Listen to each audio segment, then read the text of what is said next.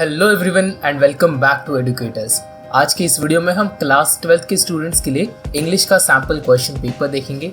इस पूरे पेपर को आप डाउनलोड कर पाओगे। इस वीडियो के एंड में मैं आपको बताऊंगा कि कैसे इसको सॉल्व करना है और साथ ही साथ इसके हर एक क्वेश्चन का सलूशन आप कमेंट सेक्शन में लिखते जाइए। ये पेपर आपकी क्लास 12 के बोर्ड एग्जाम के लिए काफ़ी इंपॉर्टेंट होगा और एडुकेटर्स इस यूट्यूब चैनल की तरफ से स्पेशली इस पेपर को डिज़ाइन किया गया है। तो जल्दी से इस वीडियो को स्टार्ट करते हैं। आपका क्लास 12 का बोर्ड एग्जाम होने वाला है 3 घंटों के लिए।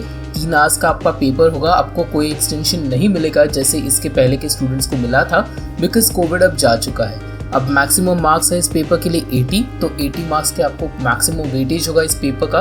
और यहाँ पर आपको पैसेज दिया जाएगा आपके बोर्ड एग्जाम में। इस टाइप का कोई पैसेज आपको मिलेगा, आपको एक पूरा पैसेज पढ़ लेना है एग्जाम में इस पेपर को सॉल्व करने से पहले। और मैं आपको रिकमेंड करूँगा कि आप टाइम लगाए, 3 घंटे का एक टाइमर लगाए, एक रूम में बैठ जाइए और उसके बाद इस पूरे पेपर को आप अच्छे से सॉल्व कीजिए।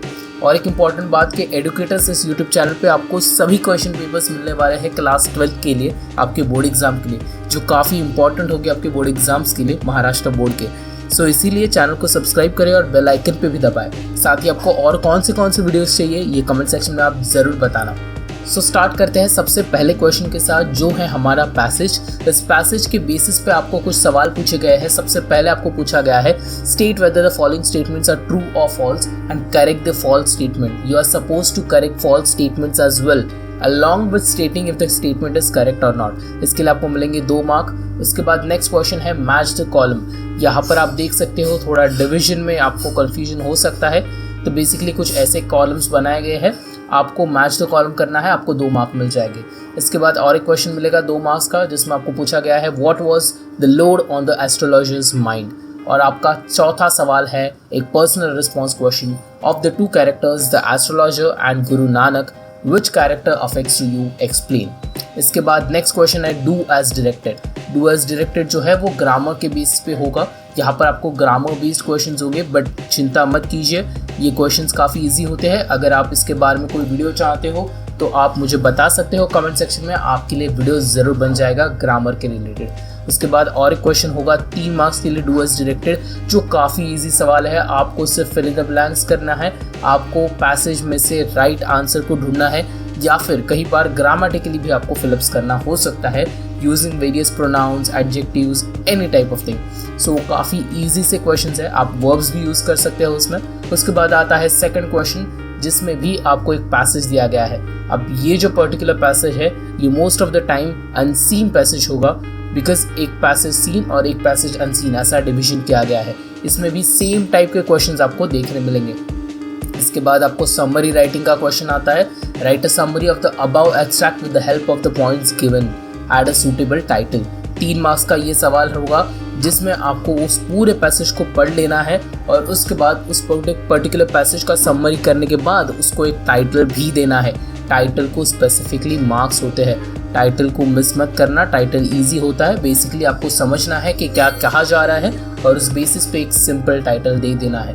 इसके बाद आता है माइंड मैपिंग का सवाल, जिसमें सिर्फ 1 मार्क के लिए सवाल पूछा गया है इस पर्टिकुलर पेपर में। सवाल है develop a mind mapping frame और design it to show the development in your personality seen within yourself in the last 5 years।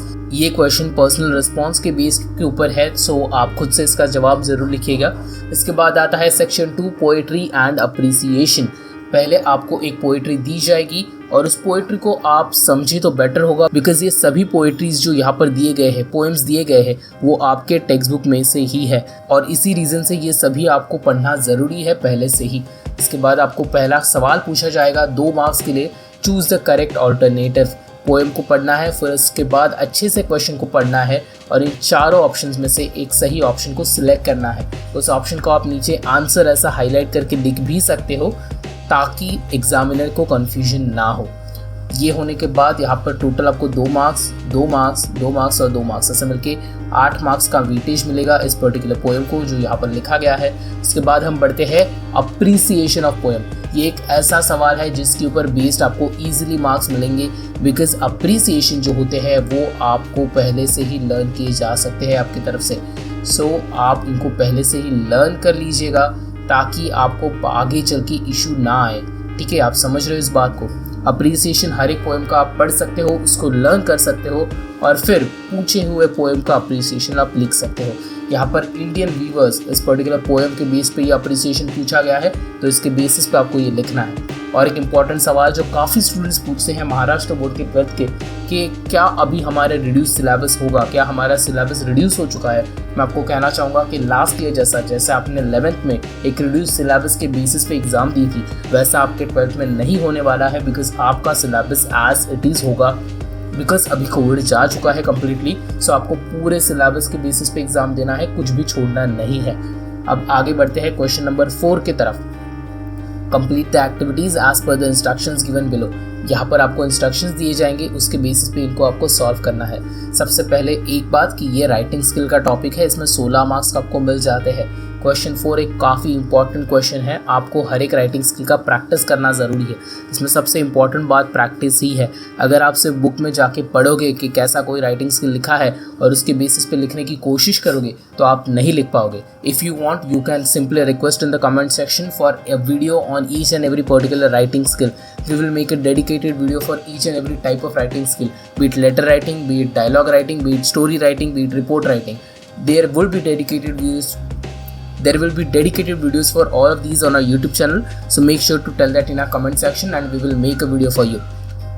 So after section number 3, let's move on to section number 4, which is based on novels. Now this is a part which is based on rote learning. आपको कुछ examples या कुछ chapters दिए गए हैं आपके text book में, जिसके ऊपर लिखा होगा नॉवेल या लिखा होगा लिटरेरी जॉनर।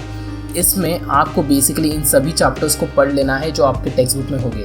अगर आप चाहते हो कि इन सभी चैप्टर्स को कैसे पढ़ना है, इसमें से कौन से क्वेश्चंस आ सकते हैं, इसके ऊपर एक डेडिकेटेड वीडियो, तो वो भी आप बता सकते हो हमें कमेंट सेक्शन में। बेसिकली उस पर्टिकुलर चीज़ के ऊपर आपको सवाल पूछे जाएंगे। यहाँ पर आपको पैसेज नहीं मिलेगा, उस चैप्टर को आपको थरली रीड करना है और उस रीडिंग स्किल्स के बेसिस पर आपको आंसर्स याद रखने हैं और उन याद रखे हुए आंसर्स को आपको यहाँ पर लिखना है। और ये अगर आप अच्छे से करते हो तो आपको गारंटीड यहाँ के 16 मार्क्स मिल सकते हैं। तो आपको कहना चाहूँगा कि ये one of the most scoring part है, बिकॉज यहाँ पर पर्सनल रिस्पॉन्सेस नहीं है। तो पर्सनल रिस्पॉन्सेस ना होने की वजह से इस पर्टिकुलर सेक्शन को बहुत स्कोरिंग माना जा सकता है, बिकॉज मार्क्स नहीं काटे जाएंगे मोस्ट ऑफ द टाइम्स। यहाँ पर टोटल वेटेज इसका 12 मार्क्स का है, 4, 4 और 4 मिलाकर यहाँ पर 4 3 12 मार्क्स का वेटेज बनता है। और इसी के साथ आपका इंग्लिश का क्लास 12 का HSC महाराष्ट्र बोर्ड का पेपर कंप्लीट होता है। इस पूरे पेपर को डाउनलोड कीजिए, प्रैक्टिस कीजिए और खुद से चेक कीजिए, या आपके स्कूल के टीचर्स को बोलिए कि इस पेपर को चेक करें, कॉलेज के टीचर्स को बोलिए कि इस पेपर को चेक कीजिए और आपको मार्क्स दीजिए। आपके मार्क्स क्या आते हैं वो भी आपको कमेंट सेक्शन में ज़रूर बताना है। और ऐसे ही इंग्लिश के ऊपर ही और बाकी के सब्जेक्ट्स के क्वेश्चन पेपर्स भी हमारे चैनल पे आते रहेंगे, इसलिए चैनल को सब्सक्राइब करें, बेल आइकन पे भी दबाएं। फिर एक बार मिलूंगा आपको एक और इंटरेस्टिंग वीडियो में। Till then all the best for your board exams.